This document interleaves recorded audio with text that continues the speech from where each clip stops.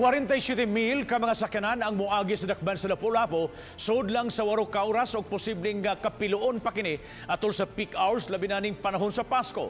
Busa ang CTFS mitambag nga mangita og alternatibong kasakyan sama sa mga ferryboats. Ano ang report? Admitido ang City Traffic Management System kung CTMS nga dako yung problema ang kahuot sa traffic dili lang sa Lapu-Lapu kundi sa tibuok Metro Cebu. Ang traffic count sa CTMS moabot sa 47,000 ka mga sakyanan ang moagi sa syudad.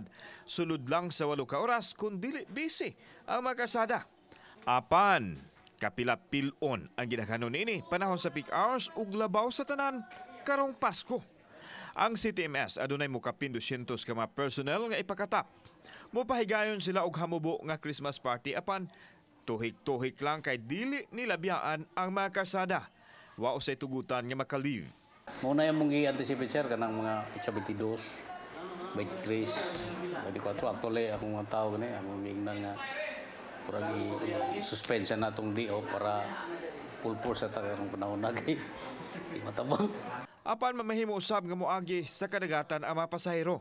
Dili lang ang Muelle Usmeña ang access. Karon, sanglit mamahimo nang moagi sa bag-ong Mactan Wharf haduol sa MEPSA. Duha ka mga safe vessels ang mobiyahe. Inuras kada adlaw padung sa Pier 3 sulod lang sa 30 minutos.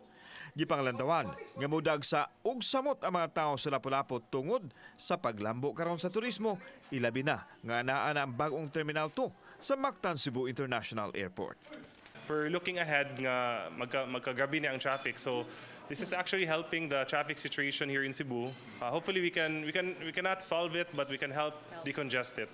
Tuwa man good is we want you guys to be safe and then maka-enjoy sa mo sa experience po in traveling around Cebu Island.